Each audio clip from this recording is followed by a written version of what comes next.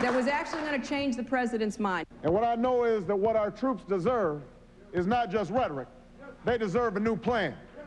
Those were the two frontrunners in the Democratic presidential race, Hillary Clinton and Barack Obama, defending their votes this week against continued funding for our troops in Iraq and Afghanistan.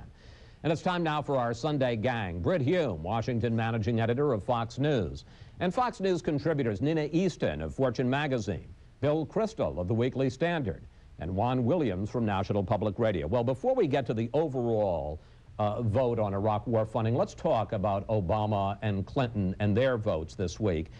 During the Senate vote Thursday night, they both waited, and you can see it there, till the very end of the roll call. Obama voted first, then Clinton, both very quietly. Britt, is this just the price of doing business if you are serious about winning the Democratic nomination? I think so at this stage, and I think that virtually every week when we discuss these things, we find Clinton and Obama have climbed a little farther out onto this anti-war limb. Now, it may prove strong enough to hold them, and they may end up being very glad they did.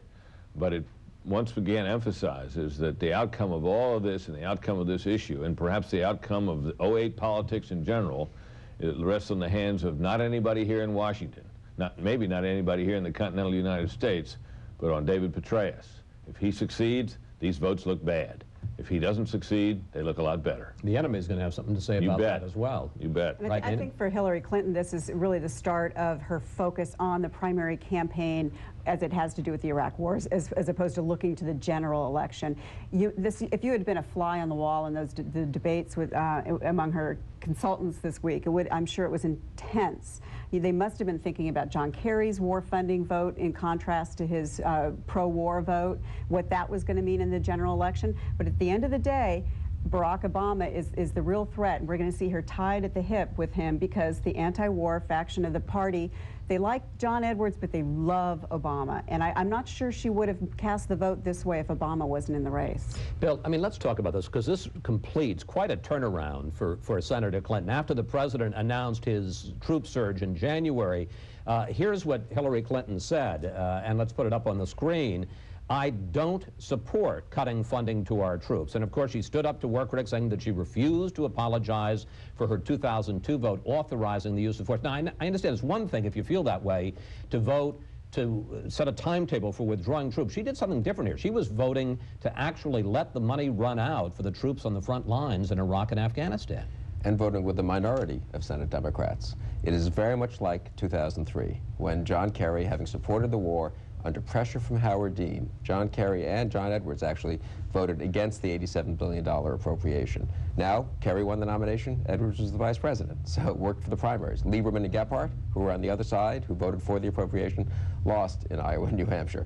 So maybe she's doing the right thing from a primary point of view, but I do think it is going to be hard to defend voting against a 4-month appropriation. She's not committing the U.S. to war for the next 2 years. She's voting against a 4-month appropriation for our soldiers in Afghanistan and Iraq.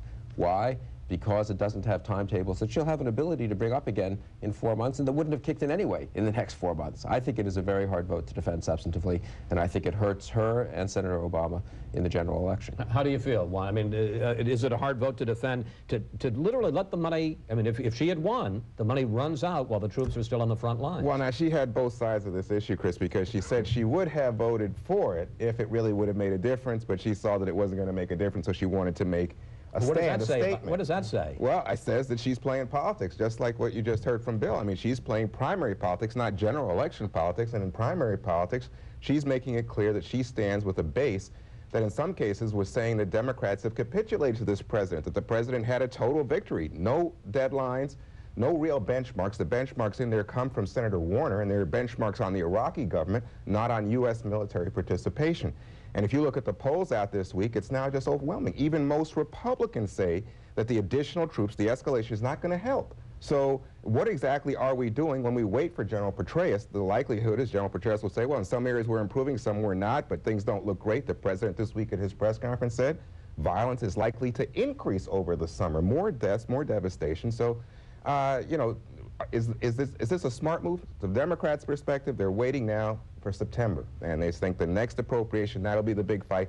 And as Rahm Emanuel says, this is the beginning of the end. Let's look at the overall picture.